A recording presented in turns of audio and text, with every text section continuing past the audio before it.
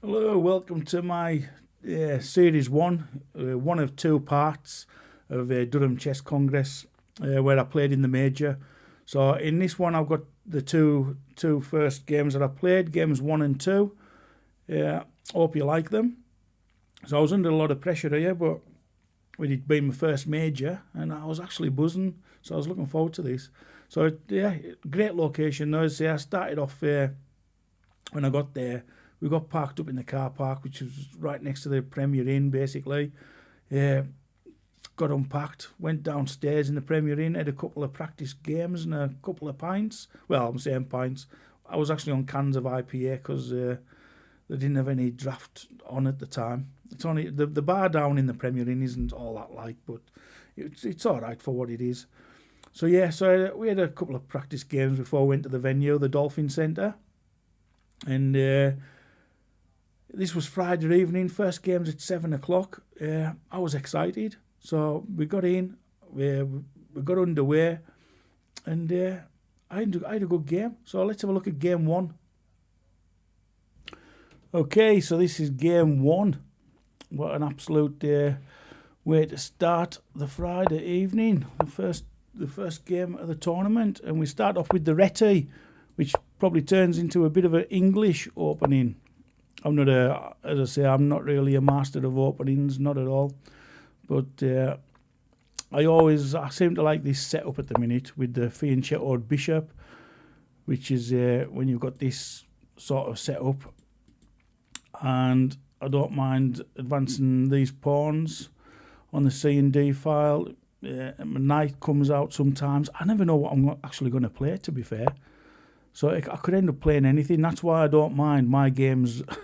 Any of my future opponents can look at my games and think, "Oh, I'm going to play that because I know what Neil's going to play next." You don't, because I don't know. I really don't. I haven't got a clue.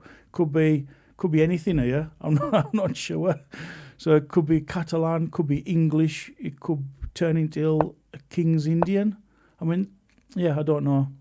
So these moves are all pretty straightforward so far. The only one that I wasn't sure about really was his queen move. He brought his queen out to A5, which I couldn't see. Obviously, he's got a check there on my king, but I couldn't see what else or why that would bother me. And it also gets his queen on the wrong side of all the work, really, the wrong side of the board for me, because in my eyes, I'm a bit of an attacking player. I'm looking in this side of the board. So if he wants his queen over here, I'm quite happy with that. I blocked it with the knight rather than I could have brought the bishop up, but yeah, I've got to be careful because of this. All right, so I'm not going to fall for that. So let's cover the check with the knight rather than the bishop, because it wouldn't go too well. So he develops. I get my king castle, get it into safety. He does the same. Right, I like this move, right, because of just the way it's gone. So this is now sort of changing. I know this is sort of a stone wall effect. That's what they call it, I believe, in the openings. And also, I quite like it because it's sort of now a bit of a King's Indian. So again, I'm trying to learn the King's Indian. I've got the Chessable course on the King's Indian as well as Catalan and all the rest, but I sort of got the ideas more than the opening moves themselves. So yeah, I can see what he's trying to do here. He's a developer and he's going to bring his bishop out maybe. So I wanted to stop that. That was the idea of H3. I just wanted to try and restrict some of his pieces, like his knight and his bishop moving to G4.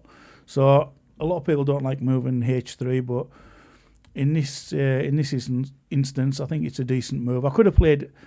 I mean, I do like to play H4 as well if I can, to start moving, as I say, harry the H pawn, get him up and into the attack. But on this occasion, because of his bishop and knight where they are, I just think that restricts it and stops him from getting a piece on G4. He moves his queen back, so yeah, I'm not 100% sure about that original queen move, because he's gone back. I don't know what he's achieved apart from maybe losing a move as such. Right, so again, this can't be a bad move. I've brought my rook out into the centre, into E1, which is pretty common. Again, I'm looking at pushing the pawn up on that e file, and it's a defender of the e pawn, isn't it? So he's moved his queen a couple of times. As I say, I'm quite happy in this position. Yeah. Yeah, again, this move, I didn't mind this either, because I thought, it's okay, I don't mind you bringing your pawns away from your king, because it sort of weakens your king side for black, and I'm quite happy with that, because that's what I want to attack his king at the end of the day. That's my plan.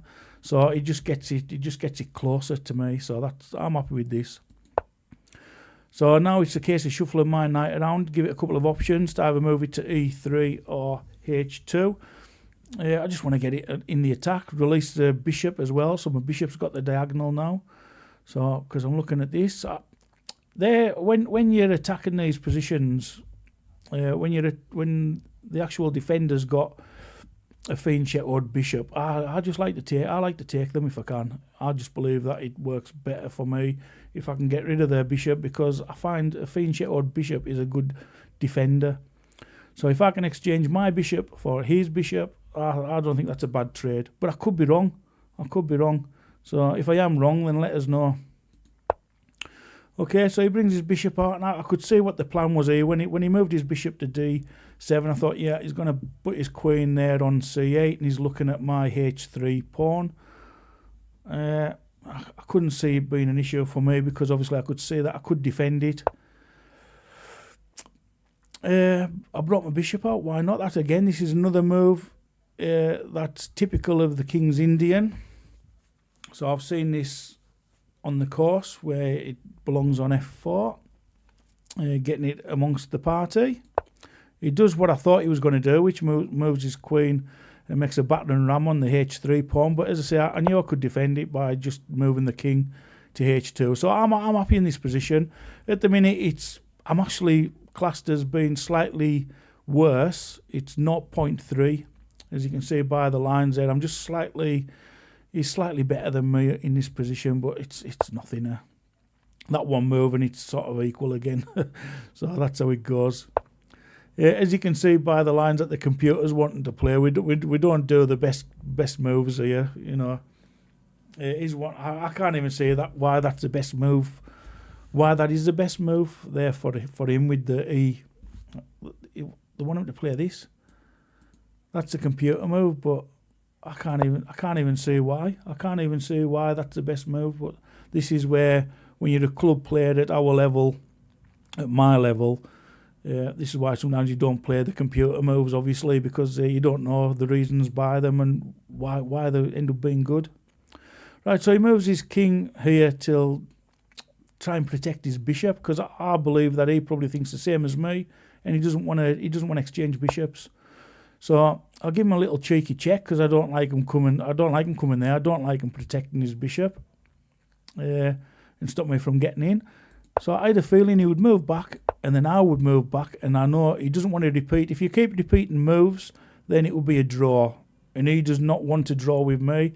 This opponent is higher rated than me, and he does not want to draw with me. So he plays b5.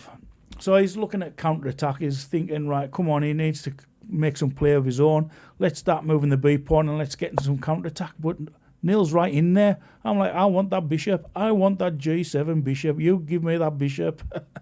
So this forces an exchange, really, of bishops. So again, the computer doesn't really like it, but Neil does. I've seen that he could take this pawn. It wasn't going to make any difference to my play. I take the bishop. He takes my bishop. I take the pawn, and I've also gained the d5 square. So it's protected really well. I could obviously see this, and I'm quite happy with this position. I know I've got a weakness here with the d4 square, but I'm happy where I am. He moves his rook from the diagonal, because obviously this bishop's looking at it. So let's get your pawn chain sorted, Neil. Yeah, what's wrong with that? That's nice. Connected up. There's no more funny business. There's none of these knight moves coming out. So I'm happy. He moves his pawn here again. I couldn't see what that was achieving. He's maybe looking at advancing. this, but I couldn't see what he could do, so I was quite happy. I carried on with my plan because it wasn't affecting my plan, which was let's start shifting this knight out of the way so I could advance the f pawn. He's moved his knight back again. I mean, so that's, yeah. So I think, again, he loses a couple of moves, doesn't he? He loses a move there, really, and I've advanced a move, so it's looking good for me now. It's still equal. It's still equal. I can't say I'm winning this, but he's obviously spotted that this is a weak square and it's ideal for his knight, which he does, and he plops it on there. Thank you very much. He's happy about that. But as you can see by the green marks that I've put on the board there, it's not really threatening anything as such. It is a good knight, but it wasn't causing me any grief. I did say that he could go on there, and I was quite happy in this position. Again, it's pretty equal. So let's bring the knight into play. Yeah, I wasn't sure. I suppose he had to move his bishop to c6 because it's doing nothing, pointing at the h3 pawn, is it? I'm not moving my king. I'm not going to give him that pawn. So it was just tying his bishop for no reason. And I suppose, again, he's looking at maybe an exchange on d5. But I wasn't going to let him exchange. I wasn't going to shove my knight on d5. I would rather get rid of his knight on d4. Because obviously he's got an absolutely fantastic knight there. So I wanted to get rid of it. And he decided it was best for him to take me. Because if he didn't, I was going to take him. And if I'd taken him, I would have won a pawn. Or you'd have had to cause this weakness, which I don't think would have gone well for his structure. So I think it would have been more in my advantage. And he could see this. So it's sort of forced, really, in my eyes. So yeah, so let's go. So he still plays this e5 move, which I don't think is a good move. And I mean, I was positionally starting to get better here, regardless. But he plays that move, and now it's +1. Now it's +1, so I'm slightly better. +1 is equivalent to I'm up a pawn. So positional-wise, I'm up a pawn. So I move my queen to get until he's got weak dark squares now because we haven't got dark squared bishops. So I want to play with the dark squares as well. So this makes sense. I want to keep. I'm looking at this pawn. Obviously, he's threatening to take it. I don't want to. I've got to be careful. My king needs a little home. It needs to feel safe. So that's why I'm looking at. That's why I moved my queen here to play its part. And yeah, it goes to plan. That's what I expected. Again, the computer move wants us to go up here and take this pawn. I just don't get it. I don't get computer moves. I really don't. Maybe that's because I'm not that advanced. But it wants me to take this. But then all I can see is that he's gonna take me. And then I would have to come in. But I wouldn't like that because I would feel like my king's exposed and that. But maybe it opens up the G file. Yeah, it has its reasons. As I say, with computers, it's always good looking over your games after to see what would be the better moves. But sometimes you look at it and think, I can't see how I could play that because it would be too difficult maybe for me to play.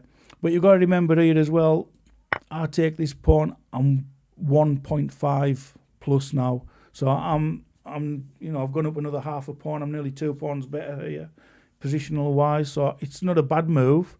You can see by my white bar, the white bar's gone up. I'm doing well. So I'm quite happy with this. So he moves his queen in. Obviously, you can see there's a bit of pressure on here, and he wants to start bringing his attackers to try and cause some trouble on this e4 bishop. So right now it's defended okay because I've got 3 defenders. He's got 3 attackers. But let's get this rook into the game. When you've got a piece you've got to think, what can I improve here? That's got to be the piece, hasn't it? The rook on a1. I've got to try and get that into the game. It's sitting there all sat in the corner, and I need to get it in. This pawn's protected fine because I've got my bishop, my rook, and my queen, so it's protected. Obviously, I can see that he's going to be looking at bringing this rook over here and adding more pressure onto it, but yeah, we'll deal with that when it comes. So yeah, so move my rook over. I'm happy with this. I've also caused a threat myself because this pawn is a weakness. So he decides to protect this pawn. It's now +3 to me.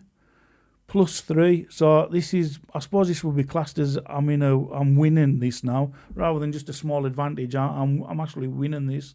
So I'm happy with my position here. Yeah. And what do you play next? I mean, the computer wants us to move up here. That's what the computer's wanting us to do. Should I go there? What do you think? Does it look good to you? I mean, I can see exchange. I don't know. I didn't spend too much on looking at this move because I quite like this pawn where it was for now as well. But I'd seen another move that I liked, that I preferred. Boom. What about that? What about that move? Why isn't that got an exclamation mark above it going, yeah, genius move? To me, I was really chuffed with this. Now, I spent a little bit of time on here. In this position right here, I spent a bit of time because I was looking at it going, well, hold on a second here. I've got a tactic. If my knight is on f5 with a check, if he takes me with his pawn, I can retake with the pawn, and he can't defend his knight, and I'm threatening his queen. So let's just show you what I was thinking without moving the pieces. So this is what I could say. I move my knight here. This would cause a threat of a check on his king, so he'd have to move his king or take my knight. He wouldn't want to take with his queen because I could take with my pawn. So the only other choice would be to take with this pawn. If he takes with this pawn, so yeah, he's took my knight. I've got a check. Excuse me. I've got a check and he has to move his king. Or I can take with the pawn. He has to move his queen. But he can't defend his knight at all. He can't defend it because once I move my queen here with a check, can't defend it. He'd have to move his king. And I'll get his knight. Let's see if I can make this look more simple for you. Right. Takes. I'm threatening his queen. He's got to move it. He hasn't got anywhere to move, really. He's got choice of 2 squares here or here. So he goes there. Check. He has to move. He has to move it. Boom. Thank you very much. That's +7 to Nilo. Yes. I'm in a great position. Absolutely fantastic position here for me. And he could see this. He could say that this was an absolute winning position. There's yeah, it's no good to go down that line. He could see this. Obviously, he's a strong player. So when I've moved here, he spent a bit of time. He was a bit shocked. I could see he was like, oh, I didn't say that. And I was feeling great. I was bouncing. So he didn't go along with that because obviously he is a good player. Let's have a look. Yeah, and he moves his king away. He doesn't take the knight. He could say that he was going to end up in a worse position. So he retreats his king, which was right. But the thing is now, it's +2.8 to me. +2.8. And reason being is because of this idea, which I'd obviously seen. I didn't expect him to take my knight, because obviously the level that I'm playing at here is, say, with his rating, I didn't actually expect him to take the knight. So that would mean I would end up in this position, which I like, because I'm up a pawn. I've got a secure knight in a great outpost there. I'm doing well. I'm liking it. And the only thing he's got here is exchange bishops. I'm happy to exchange bishops. I'm happy now to exchange. I'm up a pawn, and I've got a great position. My pawn's for the end game. I'm in a superior end game, position. So yeah, I'm happy to exchange. So he moves his knight out of the way here. I bring my rook up. It's simple play for me here. It's just a case of keeping all my pieces in play and adding pressure on and defending that e-pawn. So yeah, I move up to d5. Again, my e-pawn's protected. It tries a little bit of counterplay here. Now, obviously you can see that my rook would be hanging. I can't take that pawn. Exchange F would mean he would just take my rook with his queen. So that's not possible. So I'll move my rook. Just play solid nil. Move your rook. I don't need to take it. Move my rook. Now it's protected by the queen. So now his tricks don't work, and I feel pretty solid here. Again, this is classed as a mistake, but I can see why he done it. At the end of the day, he's got to try something. He just can't curl up and just not move anything. He's got to try and cause some counter play. And he's threatening my queen. At the end of the day, it's a queen move. What am I going to do? I've got to move, but it doesn't make any difference to me because I've got a great queen position there on f5. It's protected with my knight. So if you want to take it, I'll take back with my knight. It's all good. He doesn't want to do that, obviously. If we keep on exchanging pieces, he knows he's on the road to nowhere. But it's +4 to me now, +4. So I'm doing really well. I'm proper chuffed here. Yeah, I'll just take the extra pawn. Another pawn gone. So I'm actually up now 2 pawns, which I'm pleased about. Exchanges. These exchanges, I'd seen these. It's no threat because I've got enough defenders against the attackers. And it's exchange, exchange, exchange, which I was really happy to see. Really happy to see. Right now I'm buzzing. I'm shaking inside here. I'm like, this is my first game. This is Friday evening. I am absolutely buzzing. I'm like, let's go. I just jumped too far ahead. I don't know what happened then. Yeah, so we exchange pieces. I'm like, yep, that'll do me. Happy chappy. Yeah, he hasn't got a plan now, really. It's just hoping that I maybe slip up somewhere. I'm going to push the c-pawn. Once that little baby gets till the 8th rank, it turns into a queen. I'm happy to have another queen. Why not get a queen back? So he comes in just trying to give us a bit of bother. He can't. I mean, this knight's still great, isn't he? It's still protecting us. So he can't do much here. His king's trapped in the corner. He can't even get to my rook. So just advance. He gives us a knight exchange. Exchange. When you're up, let's simplify. Simplify. So I don't need any problems. As I say, these are strong players. He could have just one piece left and you don't know what's going to happen. They can pull tricks out of anywhere. They're like magicians. So I do a typical endgame move when you've got a passed pawn is get your rook behind the pawn to push it forward. He's got no other choice but to make his rook a dead lemon and just shove it on c8 so I can't get the queen. So now it's a case of move my king in. Exchange a couple of pawns. Move up.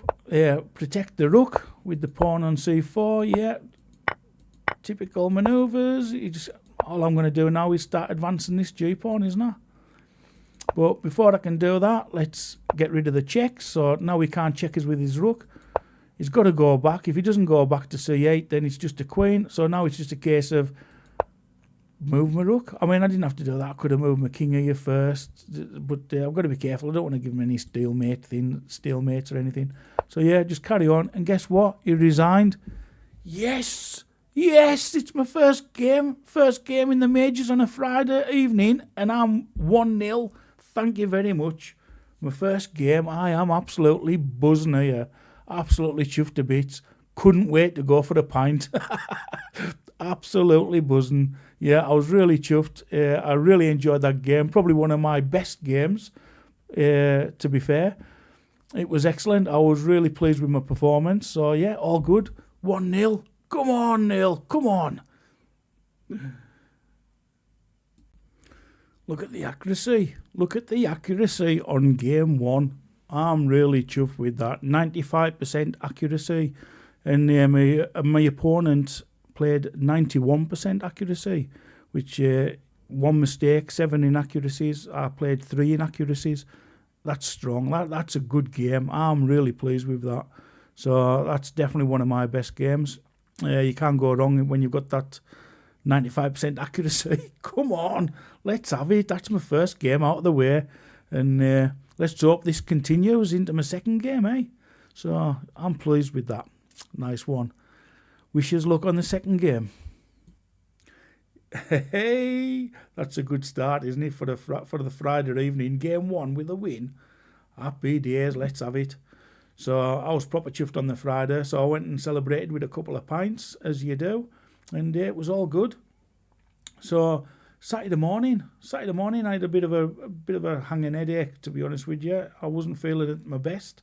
So it all started off pretty dull.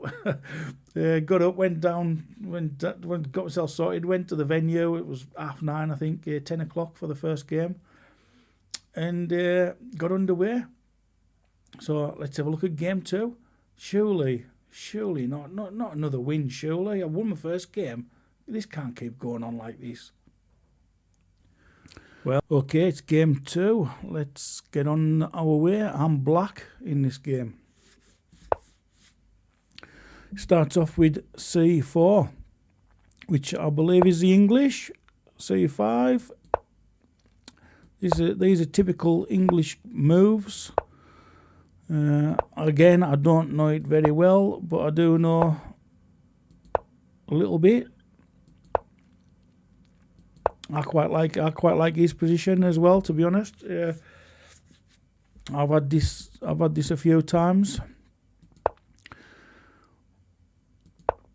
It's all equal here. This is it's 0.1. You can see by the valuation bar. It's all pretty even. I like to move my rook off. I like to move my rook off this diagonal. I know it's a typical move, so yeah, that was why I played rook to b8, just to get it off the diagonal. I know it's not a bad thing, right? I wasn't sure about this move here. Again, I mean, I know I play bishop to f4 in a lot of King's Indian attacks, because it's but at this moment, at this time, I'm not sure. Because yeah, he's provoking me to play e5, but I don't know. I'm not 100% sure here if that's a good move or not.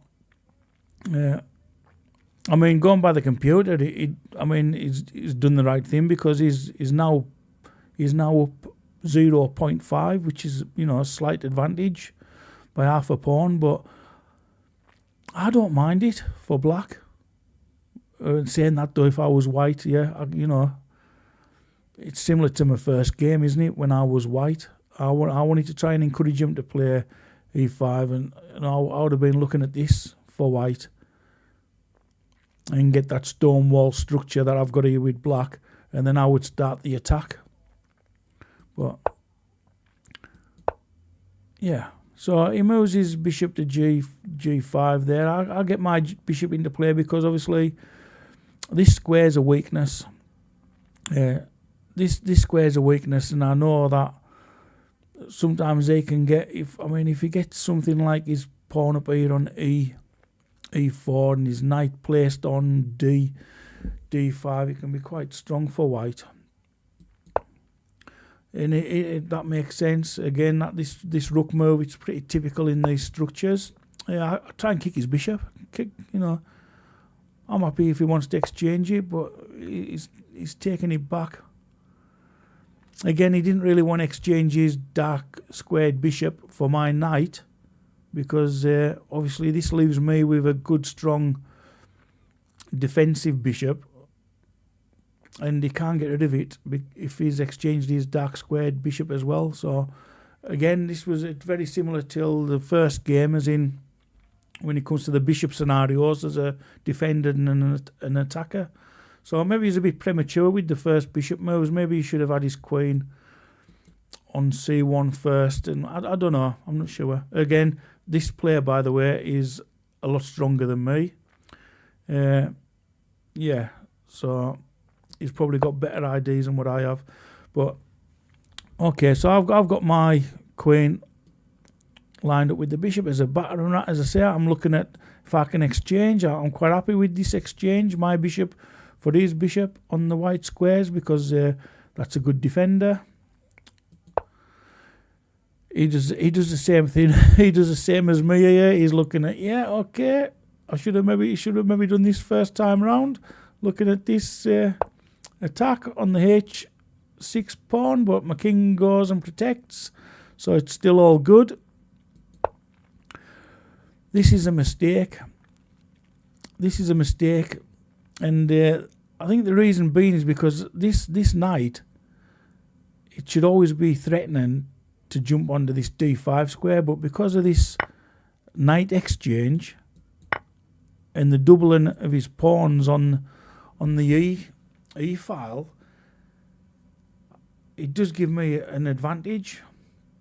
I know this ends up being a weakness, the d6 pawn, which it is a weakness, because if he starts building up with his rooks, etc., on this file, that is a weakness. But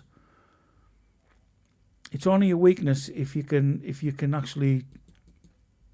exploit it. And at the moment he can't, and he's now got two double pawns. His pawn structure's gone, and I'm actually already, it's minus 1.3, which means I am in a better position here. So it is slightly better for me. So believe it or not, this is my first game on the Saturday morning. This is my second game overall, and I'm in a good position. I'm a little bit hungover, don't get us wrong. I'm feeling it a little bit, but I'm focused, very focused.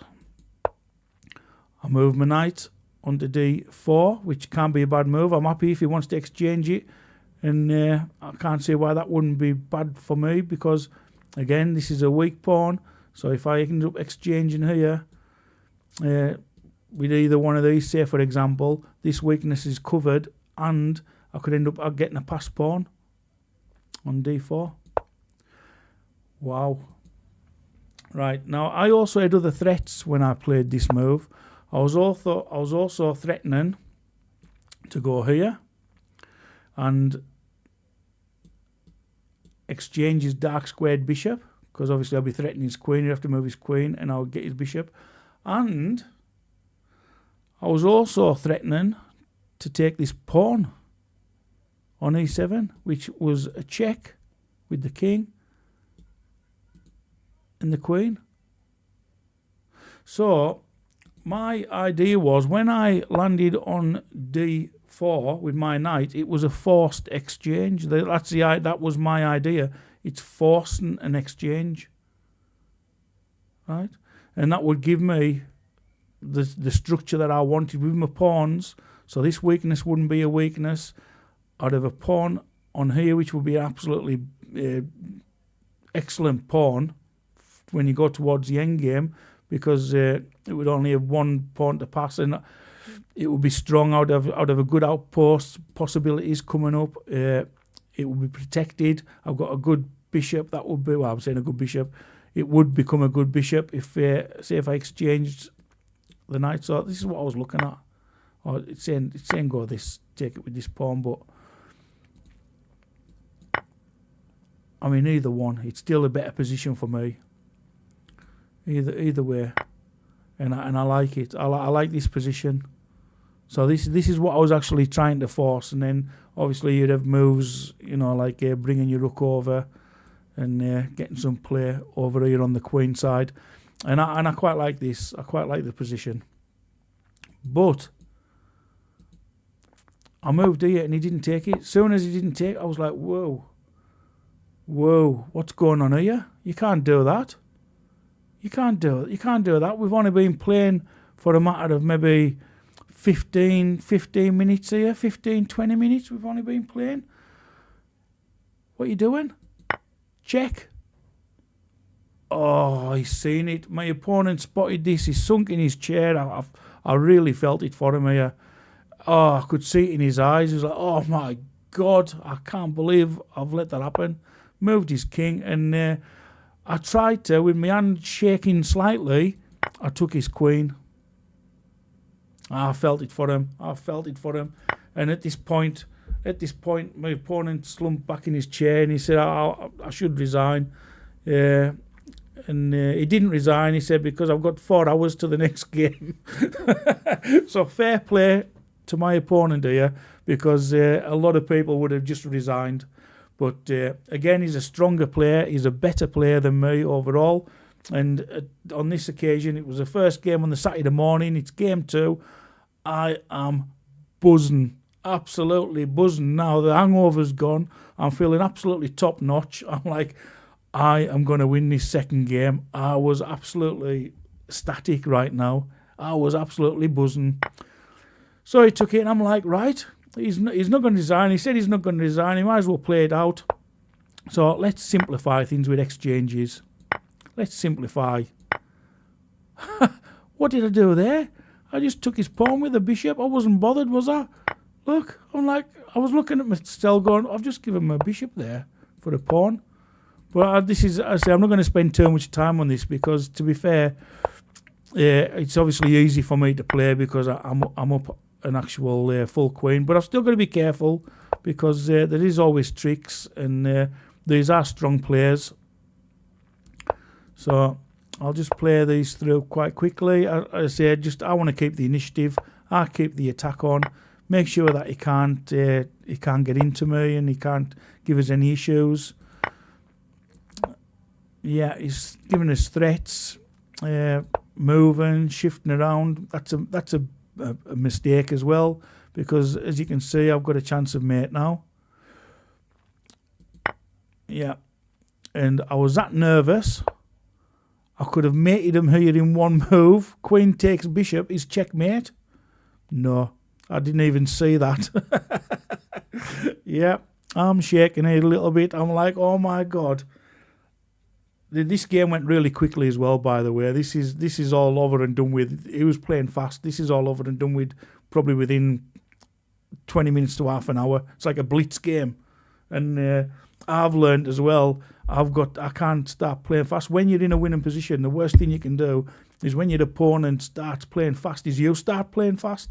You can't help it. You feel like you get dragged into you're getting dragged into it.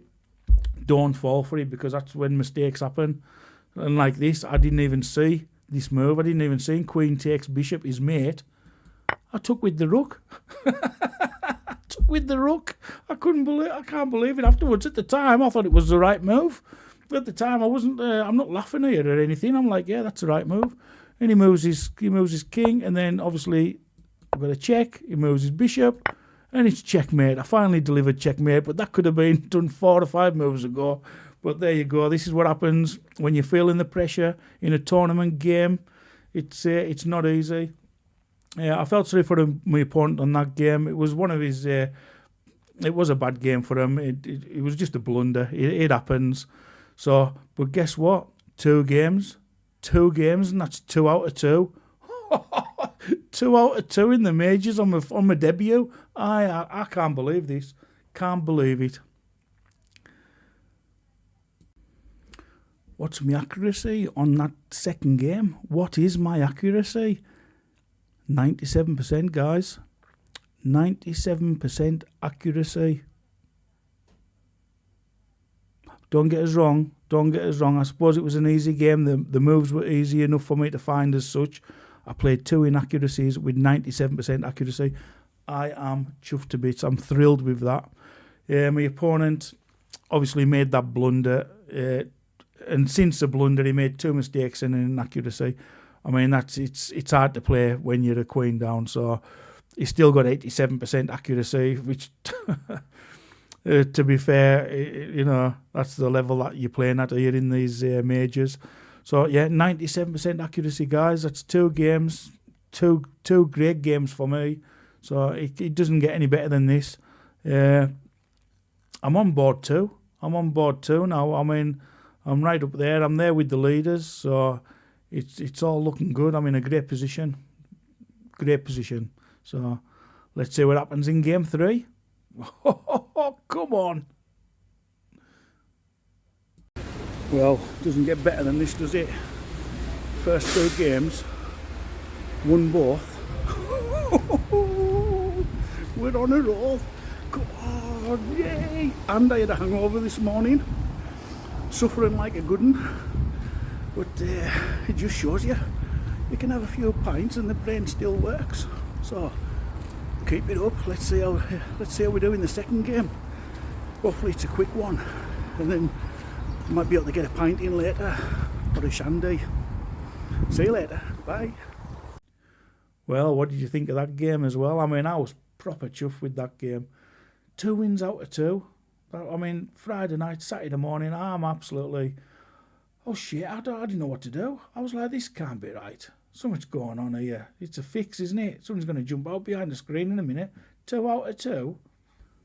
I would like to thank Chess Dojo for the results, to be honest, that I've had in these first 2 games, because without a training plan in place, without something to follow, it's very hard to progress. And you can pay a fortune for grandmasters to train you, this, that and the other, but you do need some type of plan to help you out and to give you guidance in progression. And that's what Chess Dojo does for you. It's well worth joining, guys. It's probably the best money you'll spend in memberships on chess sites that help. Hey, 2 out of 2, let's have it. You're going to have to come and watch this second part of this series if you want to see how I do. Could I actually win? Could I win the majors? You'll have to wait and see.